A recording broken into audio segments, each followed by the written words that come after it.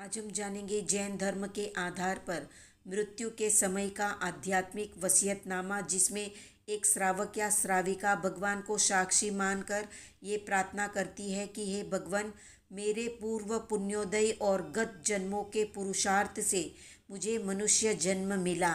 ये मेरा मनुष्य जन्म कब और कैसे पूर्ण होगा इसका मुझे पता नहीं, इसलिए मुझे हर क्षण जागृत रहना है। फिर भी कभी प्रमाद न आ जाए या प्रमाद न हो जाए और मेरी आत्मा व्रत, प्रत्याख्यान, नियम आदि से वंचित न रह जाए या देव गुरु धर्म की शरण स्वीकार किए बिना परलोक में न चली जाए, उसके लिए मैं अपनी समझ पूर्वक अपनी अंतिम आराधना का वसीयतनामा करती हूँ।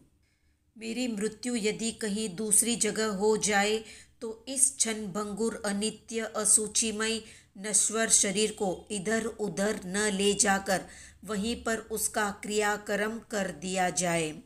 जितना जल्दी हो सके इस शरीर का दाह संस्कार कर दिया जाए, क्योंकि अंतर मुहूर्त के बाद इस शरीर में जीवों की उत्पत्ति हो जाती है।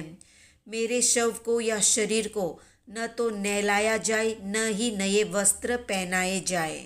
मेरे शव को जलाया न जाए, क्योंकि लकड़ियों में त्रस्काय के यानी छोटे मोटे जीव होते हैं और जमीन के नीचे भी कई छोटे मोटे जीव होते हैं। इसलिए जहाँ तक हो सके विद्युत दाह संस्कार की सुविधा हो वहाँ पर दाह संस्कार कर दिया जाए।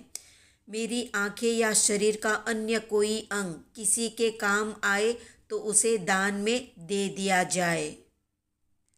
मेरे हाथों से लिखी डायरी का जितना सदुपयोग हो सके उतना कर दिया जाए या किसी को दे दिया जाए। अगर साधु संतों के काम आती है तो और अति उत्तम होगा।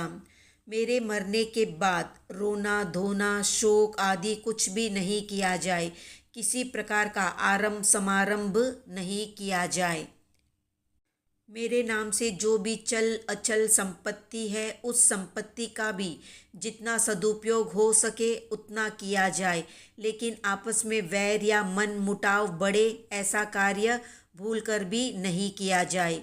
लक्ष्मी चंचल होती है। जीवित अवस्था में भी मैंने मात्र संपत्ति को संभाला है, इसकी चौकीदारी की है। अंतर में मूर्छा भाव कम ही रखा है, फिर भी यदि इसके प्रति आसक्ति या मोह भाव रहा हो या रही हो तो उसे मैं अरिहंत प्रभु की साक्षी से वो सिराती हूँ। घर में, बच्चों में, परिवार में भी यदि मेरे राग द्वेष के भाव हो तो उनका भी मैं मिच्छामि दुक्कडम करता हूँ या करती हूँ। अपने किए हुए समस्त पापों का मैं मिच्छामि दुक्कडम देती हूँ या देता हूँ।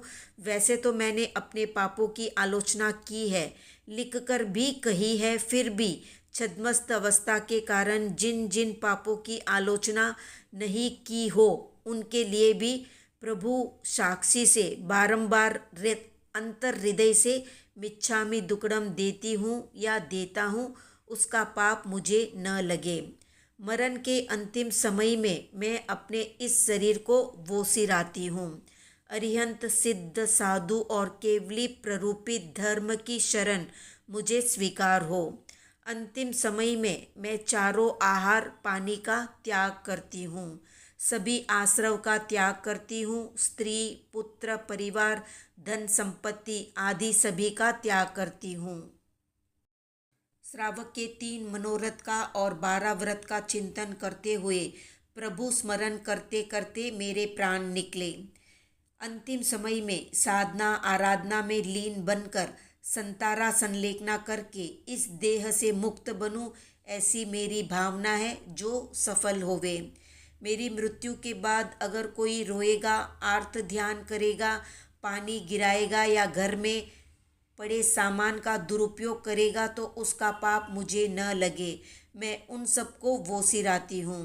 मृत्यु का मुझे एहसास हो जाए, पूर्ण सजग अवस्था में जागृत रहकर यदि संतारा संलेखना करके मृत्यु हो तो अति उत्तम है, वरना मृत्यु के पश्चात मैं अपनी देह को, देह की आसक्ति को, घर के सामान को, वस्त्रों को, सभी को वो सिराती हूँ।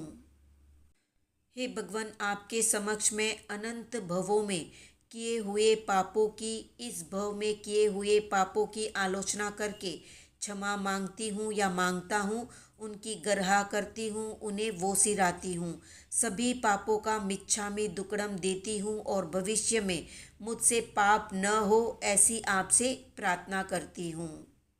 तो ये थी संक्षिप्त जानकारी मृत्यु के वसीयतनामे से संबंधित।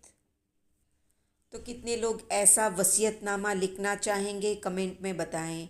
वीडियो पसंद आया तो लाइक, शेयर, सब्सक्राइब।